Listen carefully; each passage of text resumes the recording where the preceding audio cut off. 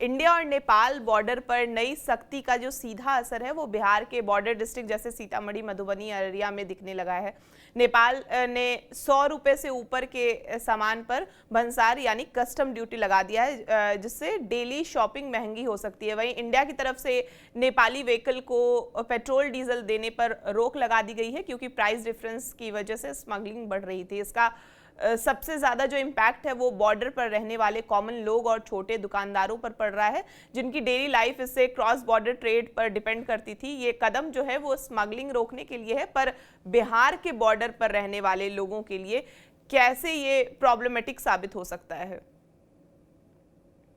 नहीं, बहुत अच्छी बात आपने कही। देखिए, बिहार और नेपाल के बीच में कोई बहुत बड़ी सीमा रेखा नहीं है, मतलब कि कोई बॉर्डर का फेंसिंग या दीवार जैसी कोई चीज नहीं, खुली हुई सीमा है। मतलब इस खेत से उस खेत में लोग चले गए तो नेपाल में चले गए, नेपाल से लोग इधर आ गए, और एक रिश्ता ऐसा रहा है जिसमें कोई बहुत रोक टोक नहीं रहा है। बेटी रोटी का संबंध रहा है नेपाल के साथ।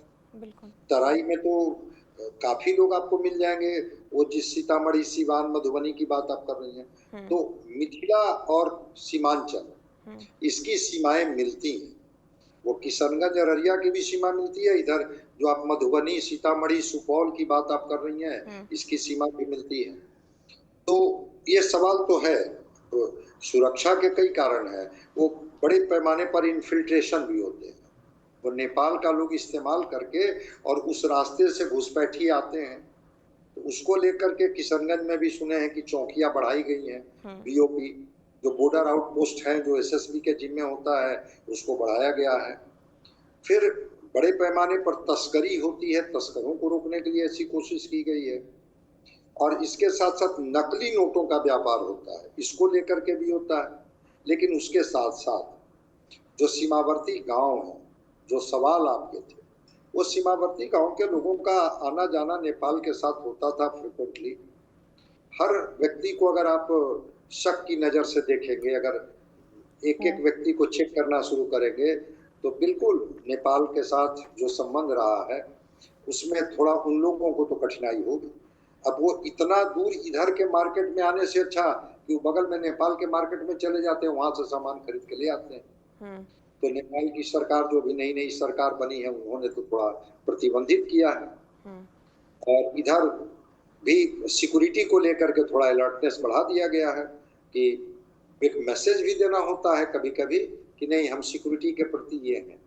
लेकिन सिक्योरिटी के साथ साथ जो प्रशासनिक व्यवस्था है, वो जो सीमावर्ती गांव है, वहाँ अच्छी सड़क बन जाए, स्कूल बन जाए, मार्केट बन जाए, और वहाँ के लोगों की जो मौलिक जरूरतें हैं वो पूरा हो जाए, तो कोई क्यों नेपाल में जाएगा। बिल्कुल आप बॉर्डर सिक्योरिटी को आप ये ठीक कर दीजिए, स्ट्रिक्ट कर दीजिए, एसएसबी को ये कर दीजिए कि आपकी तस्करी, जो इन्फिल्ट्रेशन, नोटों की तस्करी से आप अपने राज्य को बचा लें। लेकिन उनको जो बुनियादी सुविधाएं हैं, बुनियादी सुविधाएं आप प्रोवाइड करेंगे तब ना। तो इंतजार हम लोग करते हैं कि वो नेपाल की तरफ से भी और इधर बिहार के तरफ से भी जो पेट्रोल डीजल की बात कर रही हैं, वो ठीक है, भारत देते रहा है। और चूंकि ज्योग्राफी ऐसी है नेपाल की कि उस ज्योग्राफी के लिए उनको बिहार से कलकत्ता जाना ही पड़ेगा, और कोई ऐसी ज्योग्राफी नहीं है उनके पास कि वो कहीं से और चले जाएंगे।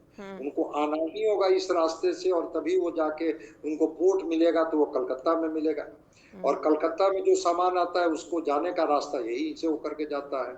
तो अब ज्योग्राफी को तो ना नेपाल बदल सकता है, ना बिहार बदल सकता है। और एक ऐसे अच्छे रिश्ते रहे हैं नेपाल के साथ कि फ्रिक्वेंटली लोग वहां आते जाते रहे हैं।